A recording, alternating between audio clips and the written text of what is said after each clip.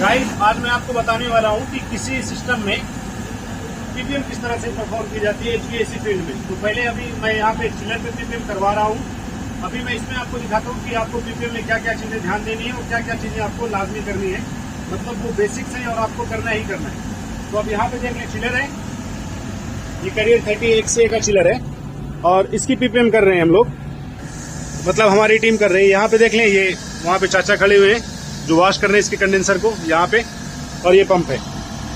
तो आपको ध्यान क्या देना है, पहला कि जब आप कभी भी पीपीएम करने आते हैं तो आपको क्या क्या चीजें ध्यान देनी है। तो मैं पहले पीपीएम के बारे में आपको बता देता हूँ। पीपीएम का जो फुल फॉर्म होता है वो होता है प्लांट प्रिवेंटिव मेंटेनेंस। और इसे करते क्यों है?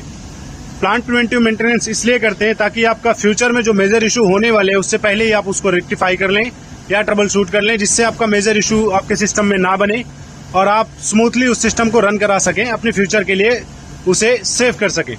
तो इसलिए हम इसकी प्लांट प्रिवेंटिव मेंटेनेंस करते हैं। ये आपकी मंथली हो सकती है, क्वार्टरली हो सकती है, या हाफ ईयरली या ईयरली हो सकती है। वो डिपेंड करता है आपके कॉन्ट्रैक्ट पे या स्टैंडर्ड के हिसाब से।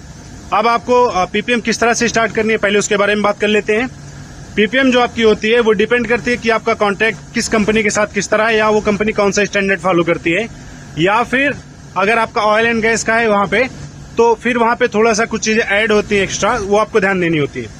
आप जब आप कभी भी पीपीएम को स्टार्ट करेंगे तो उसके पहले आपको क्या जरूरत पड़ती है, परमिट की। कुछ कुछ प्रोजेक्ट्स ऐसे होते हैं कि जहां पे आपको परमिट की जरूरत पड़ती है, तो वहां पे आपको पहले परमिट लेनी है, उसके बाद दूसरी चीजों को आपको जो है ना परफॉर्म करना है। मैं ये परमिट और दूसरी चीजें इसलिए बता रहा हूँ क्योंकि ये इंटरव्यू में आपसे पूछा जाता है कि आप पीपीएम आपको करनी है किस तरह से करेंगे। तो आपको बताना है जहां पे परमिट की रिक्वायरमेंट होगी आपको परमिट लेनी है, और उसके बाद ही दूसरी चीजों को आपको स्टार्ट करना है। तो पहले मैं आपको दिखा देता हूँ एक चेकलिस्ट, और उस चेकलिस्ट में कुछ बेसिक चीजें हैं, आप देख लें, फिर उसके बाद आगे की चीजें मैं दिखाता हूँ। यहाँ पे देखें, ये इसकी बेसिक है बिल्कुल, और इसमें देख लें यहाँ पे जैसे कि चिलर के मॉडल वगैरह हो गए, ये ऑफिशियल रिकॉर्ड के लिए होता है। फिर आपका रिकॉर्ड इसमें है, जैसे इसके प्रेशर वगैरह हो गए, एम्पियर वगैरह हो गए, और फिर नीचे कुछ पॉइंट्स लिखे हुए होते हैं। तो आपको ये सारे पॉइंट्स क्लियर करने होते हैं इस पीपीएम में, और आपको फिर इसके बाद ये फिल करके और पीपीएम करने के बाद आपको इसको ऑफिस में सबमिट करना होता है। अब मैं बताता हूं आपको पीपीएम में क्या क्या चीजें ध्यान देनी है। पहला, आपको कभी भी पीपीएम स्टार्ट करें आप, तो चिलर हो या कोई भी एक सिस्टम हो, उसको पहले आप स्मूथली रन करा लें। एक बार नॉर्मली उसको रन कराएं थोड़ी देर तक, उसके पैरामीटर्स देखें, उसमें देख लें कोई अलार्म वगैरह नहीं है, तो फिर उसके आप उस सिस्टम की पीपीएम स्टार्ट कर सकते हैं। जब आप उस सिस्टम की पीपीएम स्टार्ट कर लेते हैं तो स्टार्ट करने के बाद आपको क्या क्या चीजें फॉलो करनी है वो मैं इस वीडियो में आपको बताने वाला हूँ।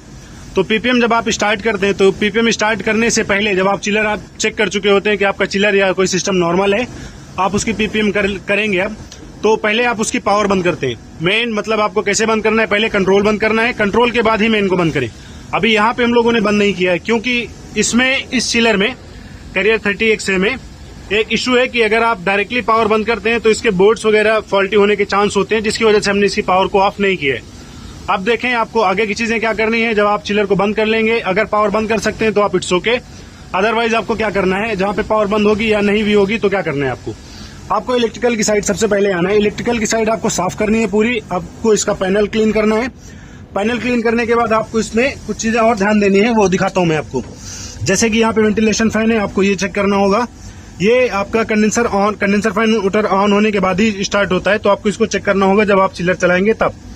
उसके बाद आपको कॉन्टेक्टर्स वगैरह देखने हैं, कहीं पे लूज कनेक्शन नहीं है, कोई वायर बर्नआउट नहीं हुआ, या ये फ्यूज वगैरह आपको चेक करने होते हैं। पावर सप्लाई चेक करनी होती है कि पावर सप्लाई आपकी प्रॉपर है या नहीं। ये ऑन और ऑफ दोनों कंडीशन में आपको करना पड़ेगा। ऑन करने से पहले जब आप चिलर को ऑन करेंगे, पावर सप्लाई ऑन करने के बाद, और चिलर को जब आप ऑफ करेंगे उस कंडीशन में भी आप चाहें तो चेक कर सकते हैं। अब उसके बाद आपको ये पीसी बोर्ड्स वगैरह देखने हैं, कहीं पीसी बोर्ड्स का कोई स्क्रू जहां पे इनकी फिटिंग होती है ये लूज तो नहीं है, या कोई कनेक्टर इसके अंदर लूज तो नहीं है, क्योंकि जब आप इसको ब्लोअर से एयर मारते हैं इसके अंदर, तो उस कंडीशन में क्या होता है कि कभी कभी वायर आपके इधर उधर हो जाते हैं, तो वो चीजें आपको इसमें ध्यान देनी है।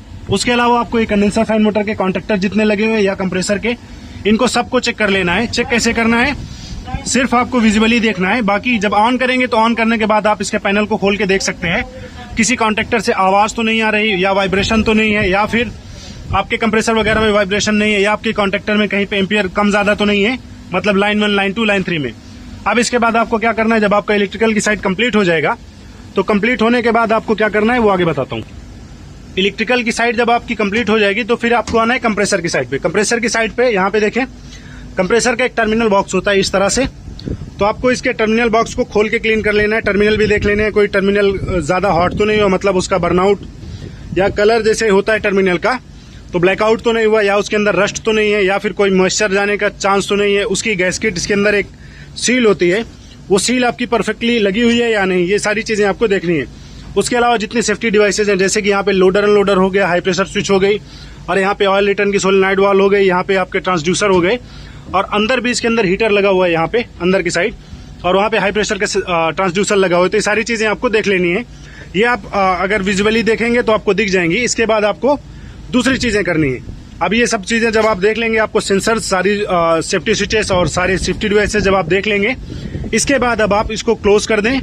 अगर क्लीन करना है, क्लीन करने का चांस है तो आप क्लीन करें। क्लीन करने के बाद अब आपको कंडेंसर की तरफ जाना है और कंडेंसर को क्लीन करना है। उससे पहले कुछ चीजें और करनी है, वो बता देता हूं मैं आपको। जो और चीजें एडिशनल थी वो मैं बताता हूं आपको। जैसे कि यहाँ पे देखें, इसकी फ्लो स्विच है, ये मैनुअल टाइप है जो कि आपकी पंप इंटरलॉक के लिए काम करती है। अगर इसमें वाटर का प्रेशर नहीं होगा या वाटर का प्रेशर पुअर हो जाएगा, मतलब उसका फ्लो कम हो गया, तो उस कंडीशन में ये पंप इंटरलॉक का अलार्म जनरेट करती है आपके चिलर के अंदर, जिससे आपके चिलर में जो फ्रीजिंग की कंडीशन आने वाली है उससे बचाती है आपको। तो आपको ये चीजें देखनी है। उसके अलावा आपको गेज जैसे यहाँ पे लगा हुआ है, वो थर्मामीटर लगा हुआ है, तो इनको भी चेक कर लेना है आपका प्रेशर गेज सही है या नहीं है। लीविंग, यहाँ पे देखें लीविंग का सेंसर लगा हुआ है, लीविंग वाटर प्रेशर का, और उस साइड पे एंटरिंग का लगा हुआ है जहाँ पे चाचा सर्विस कर रहे हैं उसके आगे। तो ये चीजें आपको देखनी है। इसके अलावा क्या देखना है आपको, कूलर, जैसे ये यहाँ पे हो गया, कूलर हो गया, या इसकी जितनी भी रेफ्रिजरेशन साइकिल है, आपको एक बार जो है ना विजिबली देखना है कि कहीं पे लीकेज तो नहीं है। कहीं पे जैसे कंडेंसर वगैरह हो गए आपके, या कहीं पे जॉइंट्स हैं, या दूसरी जगहों पे, सारी चीजें आपको देखनी है। लीकेज का मैं इसलिए कह रहा हूँ देखने का, क्योंकि ये आपकी पीपीएम में पॉइंट होता है कि आपको लीकेज वगैरह चेक करने हैं, आपने लीकेज देखा है या नहीं, या फिर ऑयल के ट्रेसेस वगैरह आपको देखने होते हैं। तो ये सारी चीजें आपको, सारे जॉइंट्स वगैरह देख लेने, कहीं से ऑयल लीक नहीं होना चाहिए, कहीं से गैस आपकी लीक नहीं होना चाहिए। इसके अलावा आपको कुछ चीजें और देखनी है, जैसे कि वाल का ऑपरेशन। आपकी वहां पे जैसे देखें, वहां पे आपकी एक इनलेट की वॉल लगी हुई होती है, जिसे हम घुमा के गेट वॉल बोलते हैं। गेट वॉल हो गई या ग्लोब वॉल, कोई भी वॉल हो सकते हैं, उसको आपको ऑन ऑफ करके देखना होता है कि ठीक से वो काम कर रही है कि नहीं, रेगुलेट होती है या नहीं। ये दोनों वाल आपको देखनी है, मतलब इनलेट की भी, आउटलेट की और इनलेट की, जो मैंने पहले दिखाई। ये चीजें देखने के बाद अब आपको आना है एक्सपेंशन की साइड पे। यहाँ पे देखें एक्सपेंशन वाल है और यहाँ पे हीट एक्सचेंजर है।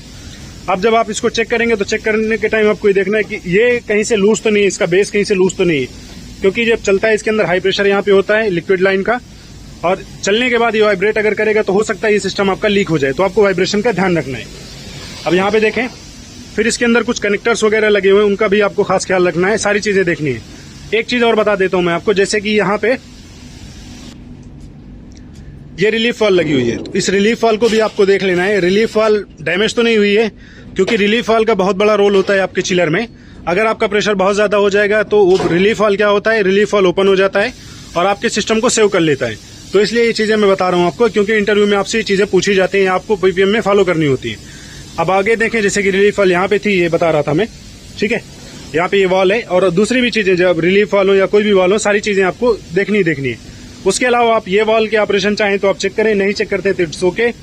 उसके अलावा आपको क्या करना है, आप जब ये सारी चीजें आप चेक कर लेंगे, मतलब आपने लीकेज चेक कर लिया, आपकी सेफ्टी डिवाइसेस चेक कर ली, इलेक्ट्रिकल की साइड आपकी ओके है, और कंडेंसर, फैन, मोटर, कंप्रेसर की साइड सारी ओके है। अब आप इसके कंडेंसर को वॉश कर सकते हैं। कंडेंसर को वॉश करते टाइम आपको ध्यान देना है कि आपका जो पानी आप यूज कर रहे हैं उसके अंदर कोई केमिकल नहीं होना चाहिए। उससे फर्क क्या पड़ता है, यहाँ पे देखिए, इसके ऊपर जो कोटिंग थी, ये देखिए, ये इसके ऊपर जो कोटिंग थी वो डैमेज हो चुकी है। तो अगर ये कोटिंग नहीं रहेगी तो जहाँ पे सी साइड होती है, तो वहां पे क्या होता है, धीरे धीरे ये जब आपके सिस्टम चलते हैं तो इसके अंदर कोरोजन की वजह से ये लीक कर जाते हैं, मतलब ये इनकी थिकनेस कम हो जाती है और ये लीक कर जाते हैं। तो आपको ये चीजें ध्यान देने की, केमिकल आपके पानी के अंदर नहीं होना चाहिए। जहां पे रिक्वायर्ड है केमिकल, तो वहां पे रिक्वायर्ड जब होता है तो रिक्वायर्ड कंडीशन में आपको जब आप केमिकल अप्लाई करते हैं तो उसकी क्वांटिटी देता है कि आपको पानी के साथ मिक्स करना है या कैसे आपको केमिकल यूज करना है और कितनी देर तक के लिए यूज करना है। तो वो चीजें आपको सर्विस में या फिर कहीं पे अगर रिक्वायर्ड है तो आप यूज कर सकते हैं, लेकिन रिकमेंडेड, डायरेक्टली आप केमिकल वगैरह ऐसे अपने हिसाब से नहीं यूज कर सकते। आप जब आप इसको पूरा स्मूथली, मतलब आप चेक कर लेंगे, या फिर आप पीपीएम कर चुके होंगे, कंडेंसर भी आपने क्लीन कर लिया और सारी चीजें आपकी फिनिश हो गई, इसके बाद बचता क्या है, आपको फिर से चिलर चलाना होता है। थोड़ी देर वेट करें जब आपके कंडेंसर वगैरह ड्राई हो जाएं, फिर आप चिलर के सेट पॉइंट को डाउन करें, लोड पे लेके जाएं और पूरे चिलर को ऑन करें। ऑन करने के बाद अब आपको उसके पैरामीटर्स देखने हैं। पैरामीटर्स के अलावा आपको क्या देखना है, आपको साउंड का ध्यान देना है, कंप्रेसर का साउंड, कंडेंसर फैन मोटर का साउंड, या फिर इवन की आपकी जो एक्सपेंशन वाल्व वगैरह होते हैं इनके साउंड को भी ध्यान में रखना है। फिर आपको क्या ध्यान देना है कि इसके अंदर कोई वाइब्रेशन तो नहीं है, पूरे सिस्टम के अंदर कहीं पे वाइब्रेशन नहीं होना चाहिए। एम्पियर्स वगैरह आपको चेक करने हैं, आपको parameter, suction, discharge, oil pressure, differential, सारी चीजें आपको इसमें चेक करनी होती है। तो गाइज ये वीडियो थी कंप्लीट वीडियो की आपकी पीपीएम में क्या क्या चीजें फॉलो करनी होती है और क्या क्या चीजें आपको चेक करना है। जहां पे पंप इंक्लूड है आपका, चिल्ड वाटर पंप की बात कर रहा हूं मैं, अगर चिल्ड वाटर पंप इंक्लूड है तो आपको चिल्ड वाटर पंप को भी देखना होगा। और अगर चिल्ड वाटर पंप आपका सिंगल किसी चिलर के साथ लगा है तो चिलर को जब आप ऑफ करें तो वाल्व बंद करने से पहले आप पहले पंप को ऑफ कर लें, उसके बाद वाल्व बंद करें, वरना आपका पंप के फटने के चांसेस होते हैं, आपकी लाइन फटने के चांसेस होते हैं। इसलिए मैं ये चीजें बता रहा हूँ। तो गाइज ये वीडियो अगर आपको पसंद आई हो तो काइंडली मेरे चैनल को सब्सक्राइब करें, इस वीडियो को लाइक करें, अपने दोस्तों के साथ शेयर करें। और अगर आपका कोई कंसर्न है इस वीडियो से रिलेटेड तो आप मेरे से पूछ सकते हैं कमेंट में, उसे मैं कमेंट में क्लियर कर दूंगा। Thanks for watching.